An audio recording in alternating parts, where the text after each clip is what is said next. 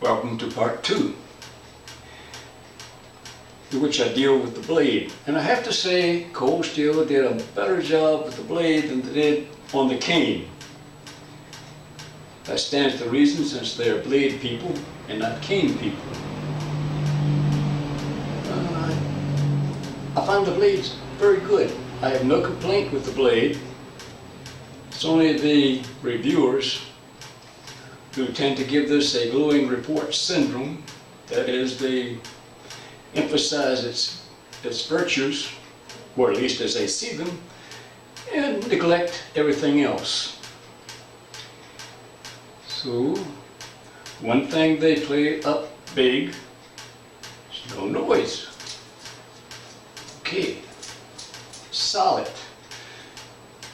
Most people don't go down the street like this. Most people walk down the street engaging the tip.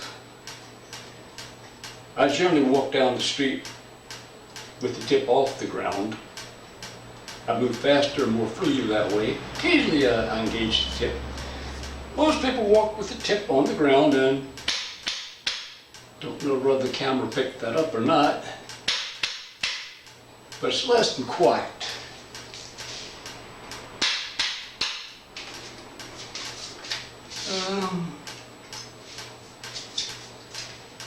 As a comparison, this is a burger. Man made it for me in Africa,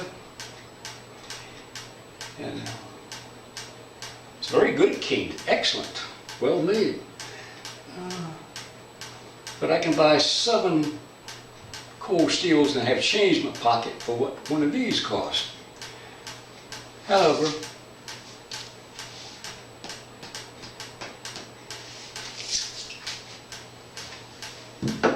and if someone says, oh, it's not in the same class, this is a windlass, buffalo horn handled cane.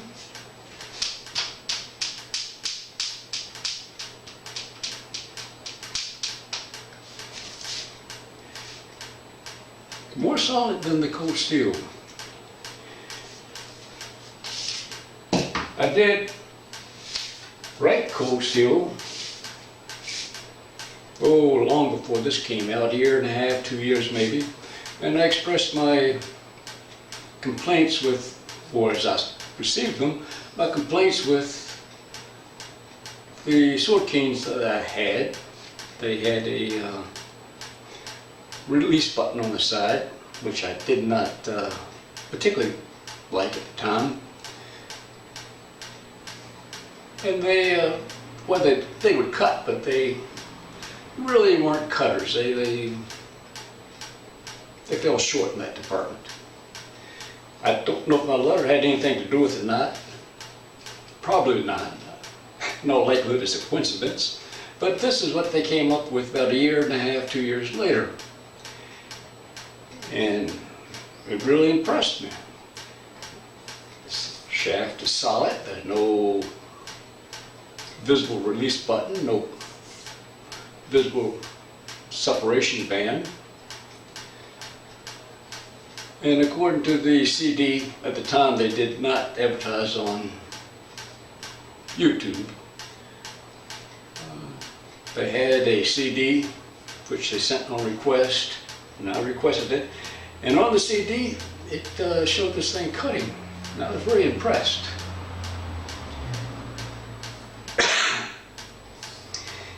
And all the reviewers are quick to point out, hey, there's no telltale band on this. Well, put that in perspective.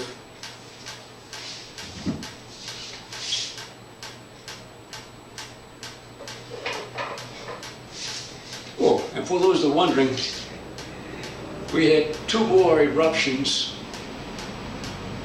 Friday. And I haven't checked the news today, but there's all kinds of volcanic ash in the air. This is a cane a man made for me in the US. Excellent cane. It has a brass band. And what's not more evident, there's a second one, smaller, and over the years it has dulled, but 2 bends.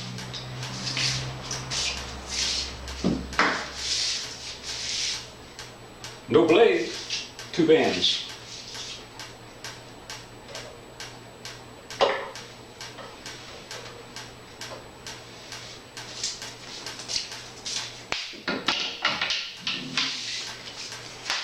There are 3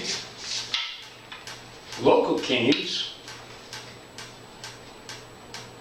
All 3 have separation bands.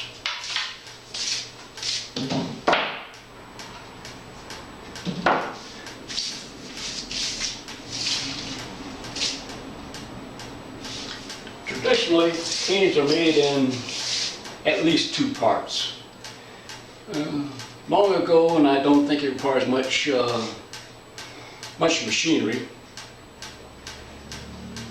they bent bamboo into a crook.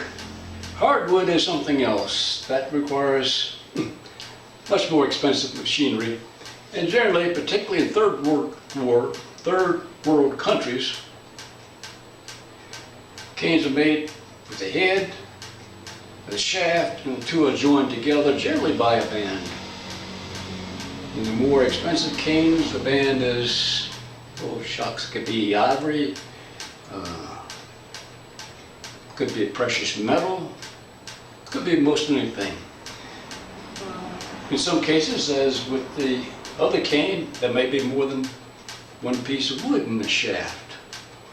This is not expensive, I think that's plastic. Just to show that because there's a separation band does not make it a sword cane.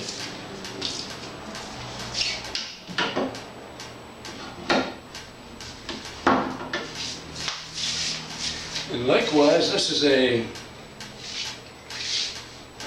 windlass, knob-handled cane that I've camouflaged. The push button is hardly detectable.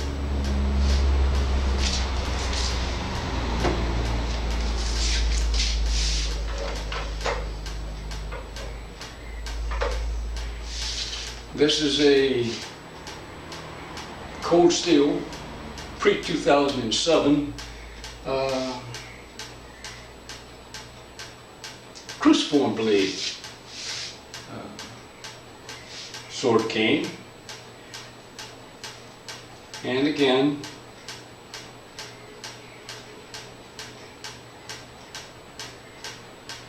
the button's not readily visible.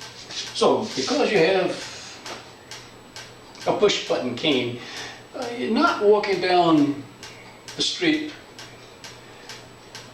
with a neon sign advertising, hey, this is a sword cane.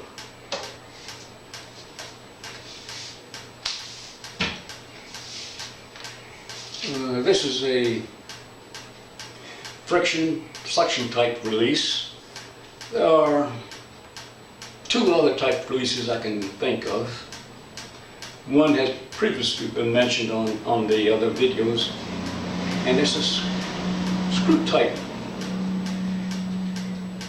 Generally they are on very cheap sword canes, and I've forgotten how many turns it takes to unlock that.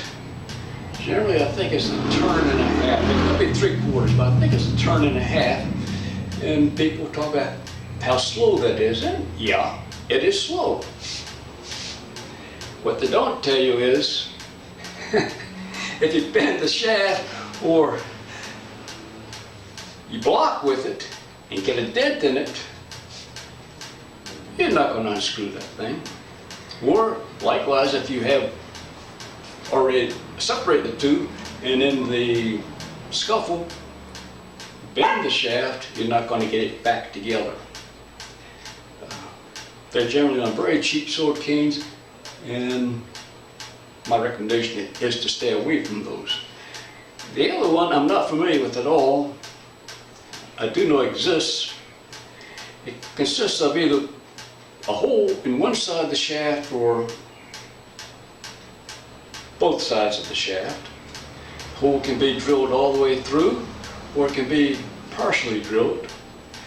And the mating part is a spring-loaded plunger in the sword, which engages into the hole. They do exist. I'm not familiar with that.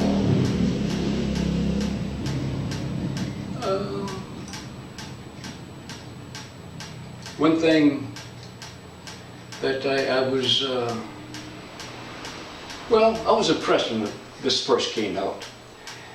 Then I discovered the trade-offs.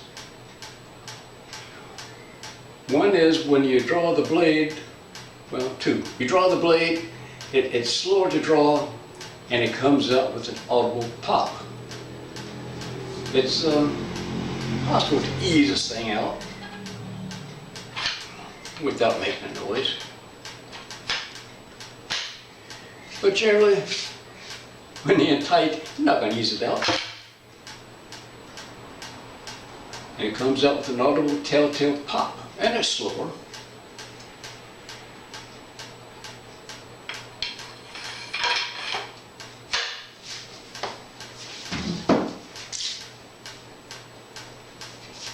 As a comparison,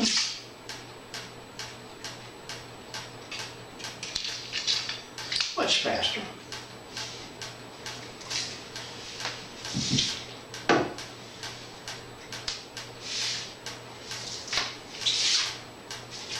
People seem to like the 24, well actually this is a 24¼ inch blade. Some people are fascinated with longer blades. I have a friend, hasn't been by in a while, but he really liked the knob handled cane. It's a 28 and some odd inch blade. Longer than the cold steel.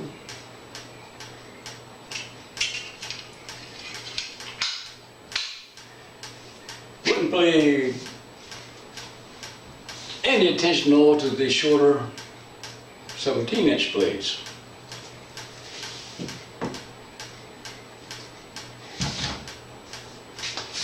And the reviewers all seem to be happy with the 24-inch blade. Don't know, well, I do understand the fascination with the longer blade. A person feels safer standing back at distance and engaging.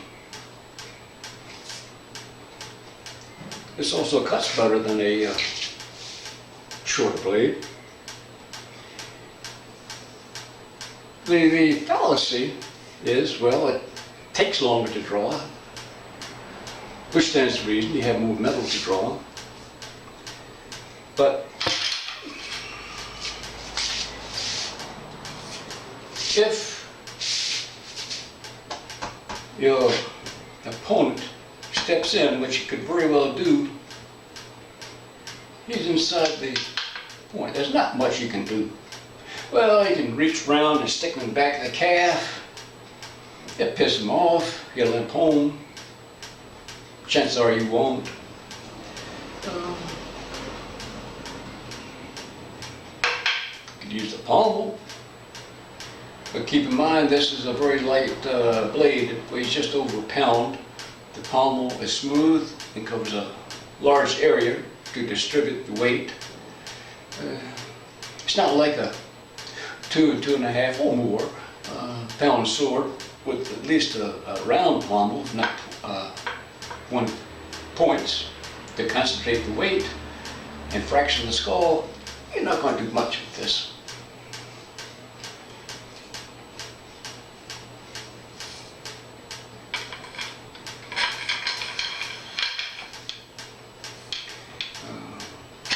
Another very real possibility is your back is against the wall.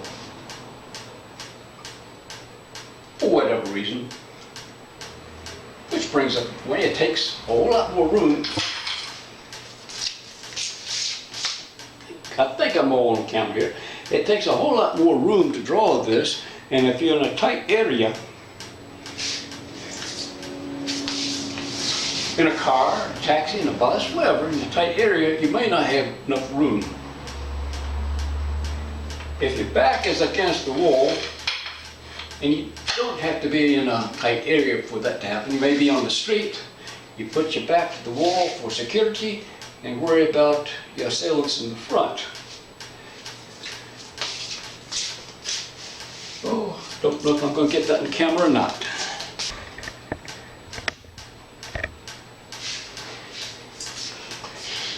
Okay,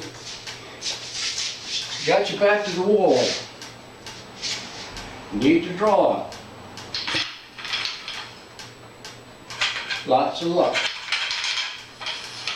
Even if you deliberately grab the shaft as far as possible, it's not going to work.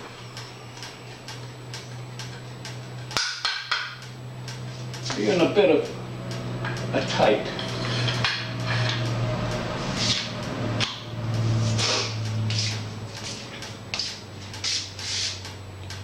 If you're attacked from the back, rear, and this is very possible. Yeah, it'll work with this, but it's very awkward, very slow. But yeah, you can't defend your back.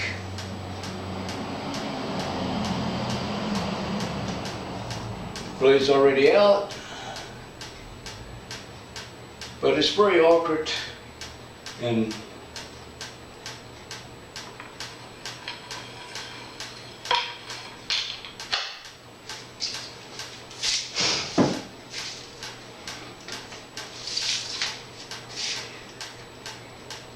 in contrast with this, if he steps in, you can still bring the point into play.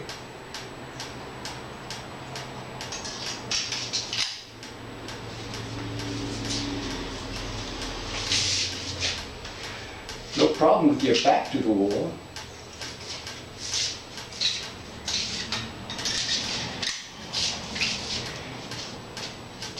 From the rear, gotta be careful here because it's possible to stick yourself.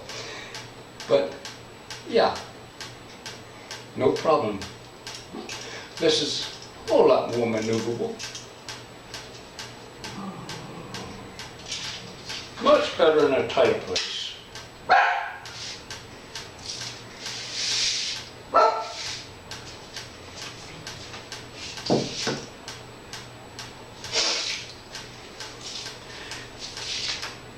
The return.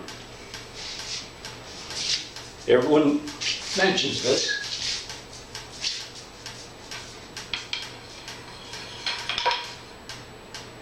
It's rather cumbersome. There's no guide, it's just a hollow tube. And the reviewers worry about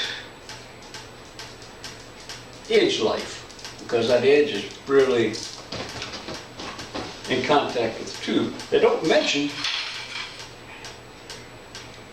you got the same problem on a draw.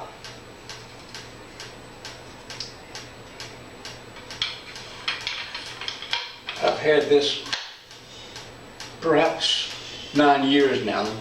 The blade is still sharp, but it really bothers me to drag that edge across this tube. I think one thing helps with edge life is the tube is aluminum and the blade is steel.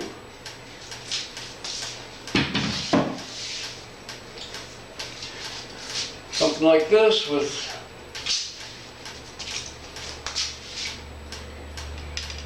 a slot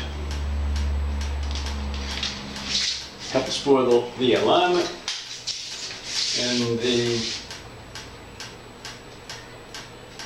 return. This feels to be much easier on the edge. Another thing.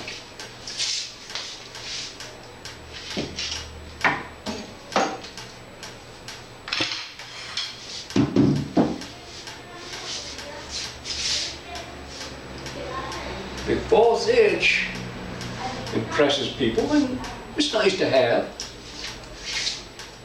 However, This is sharpened on both sides, and it's longer than that sharpened edge on the false edge. The advantage to this thing is it comes sharpened, and windlass is a do-it-yourself project. Nothing major, nothing difficult, but a little inconvenience.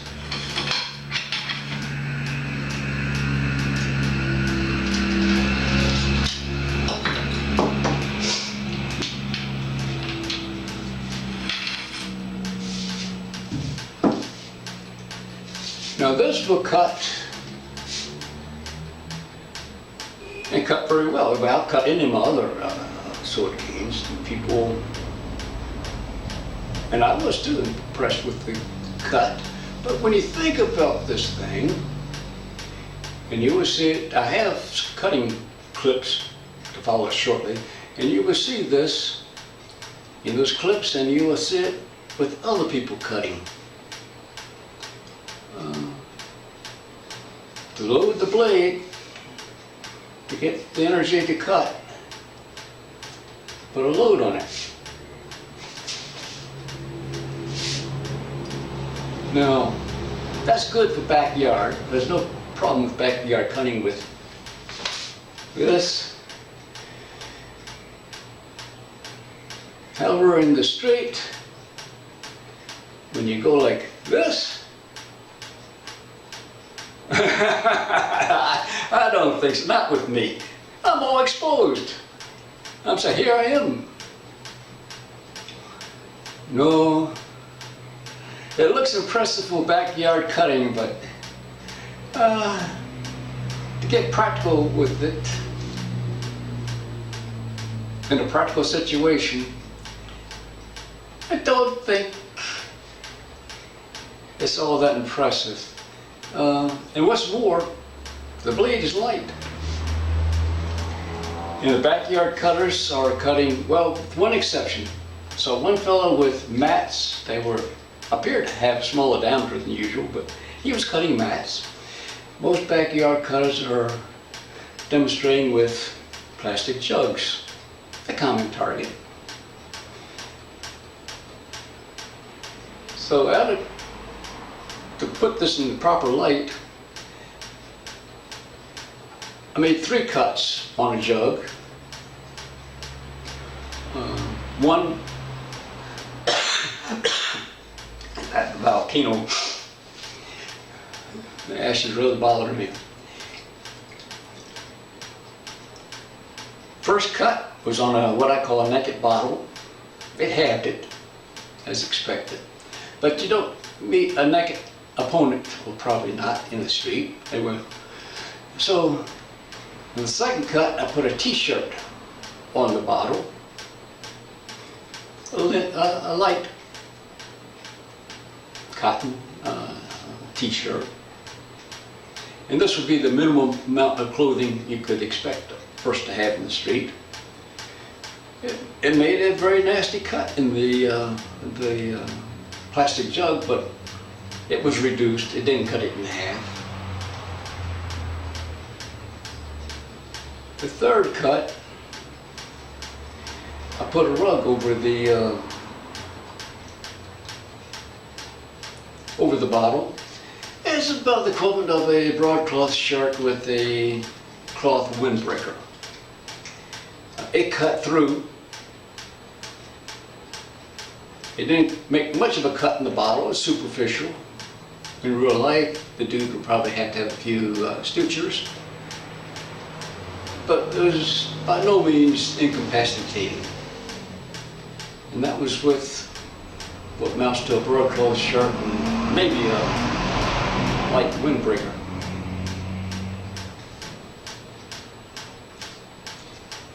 This is no matter how you slice it, this is a rapier blade, and it has all the characteristics of a rapier blade, and cutting is not one of them. The old rapier masters emphasized the thrust, even because it's faster. A cut is 1, 2, and a thrust is 1. This is also easier to block. The penetration of the thrust far exceeds that of the cut. And at the end, I put 3 rugs over the bottle, didn't attempt to cut it. I've done a complete waste of time. But with the 3 rugs, where 1 rug was just about the maximum for this, it cut through, but not much more. This penetrated all 3 rugs, the bottle, both sides, with ease.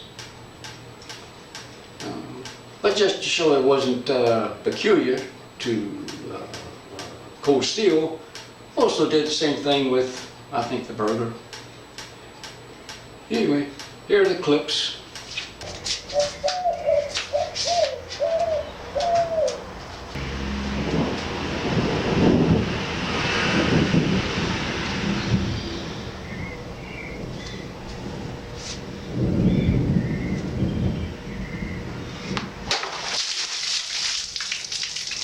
The chances are your adversary is going to have at least a shirt on. Highly unlikely he's going to be naked. So we're going to give him a shirt.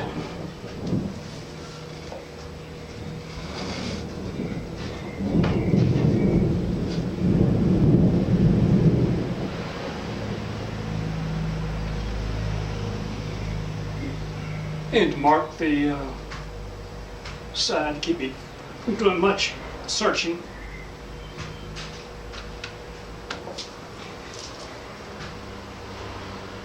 It's not much of a shirt, it's just a thin knit shirt. But let's see what changes that will make.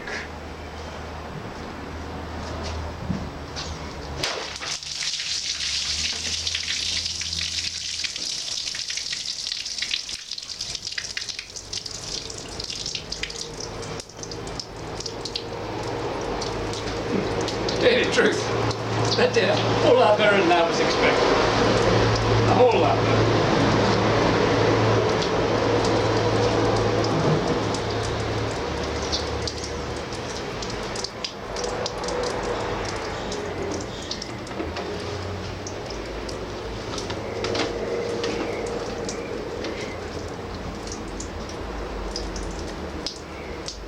Really wasn't expecting that.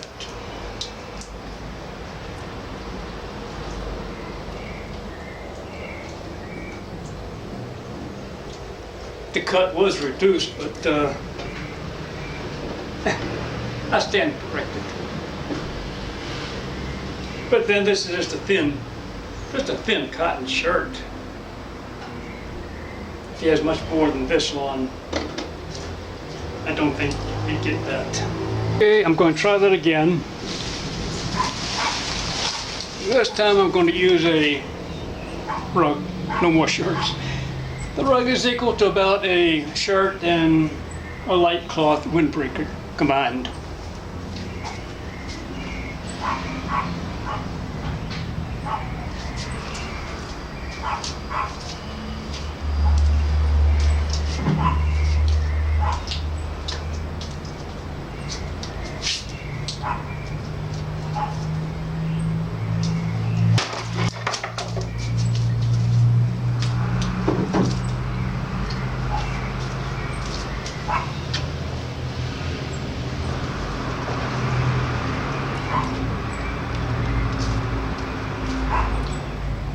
He cut the rug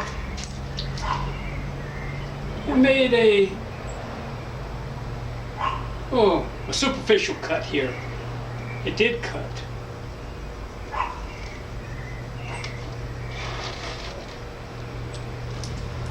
But I don't think that would have stopped anybody. It certainly hurt them, but not stopped them. Let me try that again.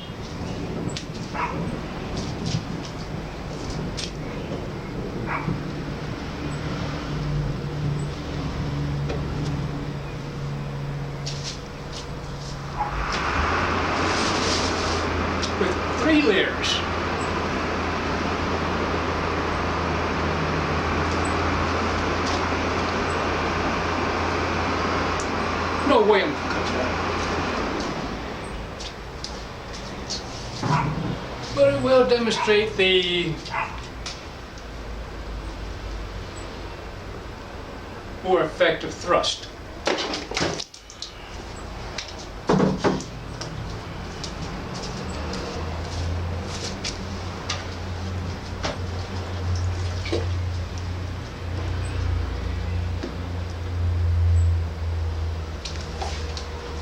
Complete penetration, here to here.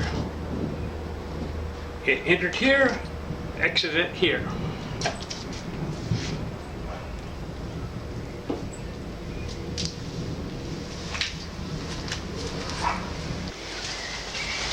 Okay, same test, same conditions. I have 3 layers of rug. Now the rugs are wet. I think that adds to the durability of the rug, but show that the, granted, it will cut, other blades will not. But so far as penetration, which a rapier blade is designed for,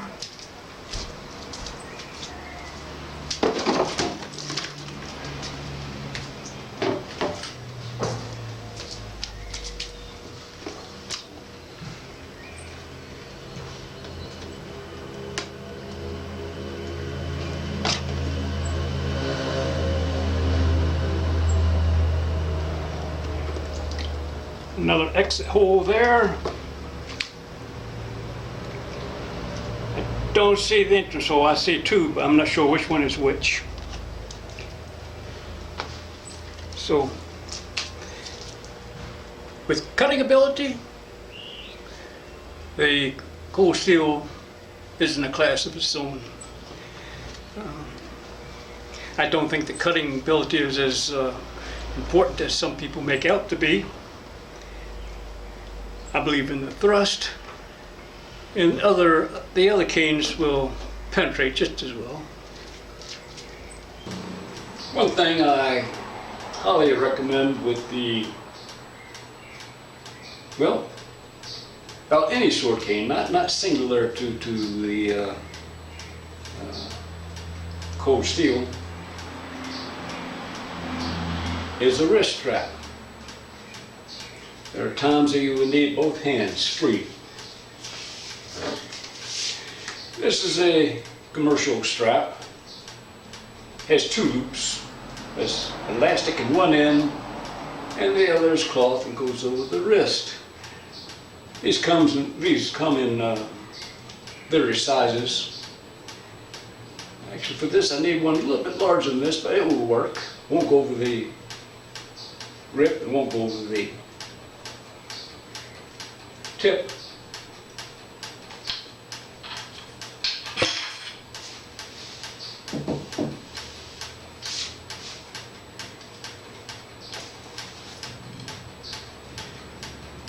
But you can put it over the shaft.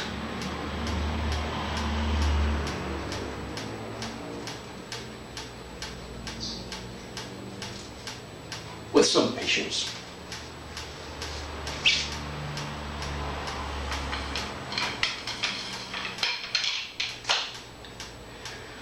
Okay, now, don't do it like I saw one reviewer do. He was showing how great this thing was, well, convenience of it, neat, what have you, but he never removed it from the shaft. When you go to draw it and it's latched to the shaft, you're not going to draw the sword. You need to slide it up on the grip.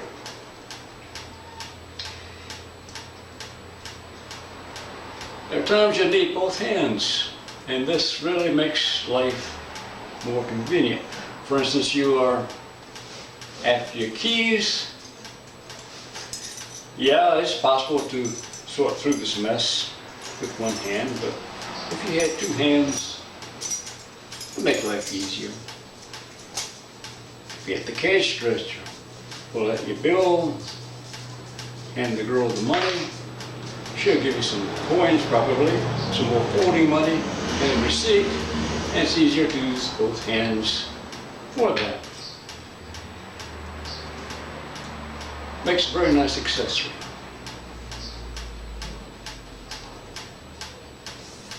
I don't like leaving it on.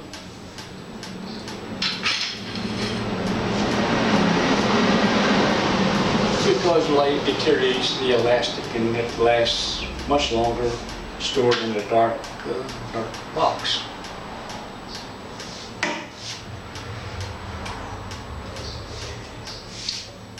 Yeah, you can use this as a club. You can parry with it.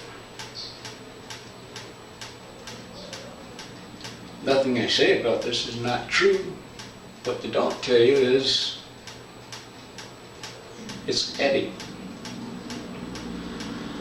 Oh, it's durable. I don't think you're going to destroy this thing. But it's heavy. It's a little awkward. Like it really is. It's a club.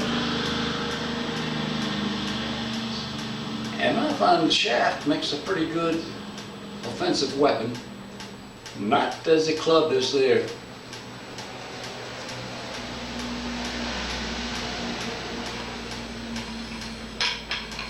Promoting.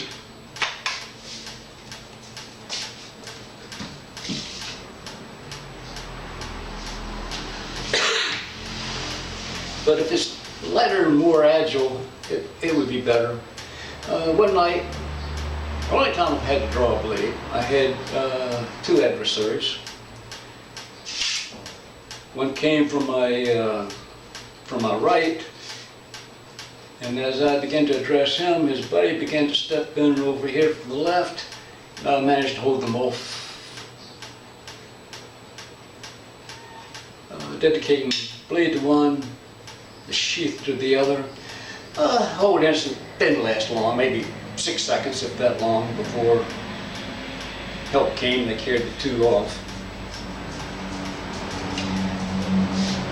This makes a good diversion.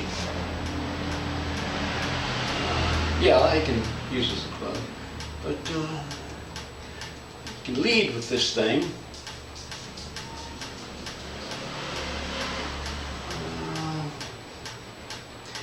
But it very well acts as a diversion. I wasn't said you can lead with it, and I'm afraid of my fan up there, but you can really attract someone's attention when you go to club them. When you get their attention, bring the blade into play. Yeah, I make a cutting tool, or however you want to address it.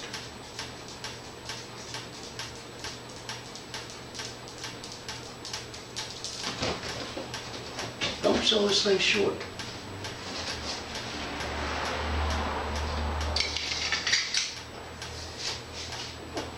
I think that about covers everything I have to say about Winston's cane. It's certainly a good cane.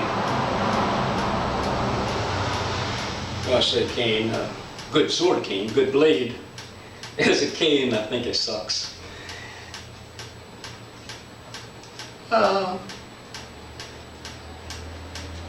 As for the particular viewer or not, I don't know. It does have its advantages as well as its disadvantages. This may work fine for someone where something else may very well be better. But it's a good one. I don't think anyone's going to waste their money on it. Whether or not there's another model out there that would be more suited to that individual's purpose, I don't know. That's up to the individual. But it's a good cane. CHAO.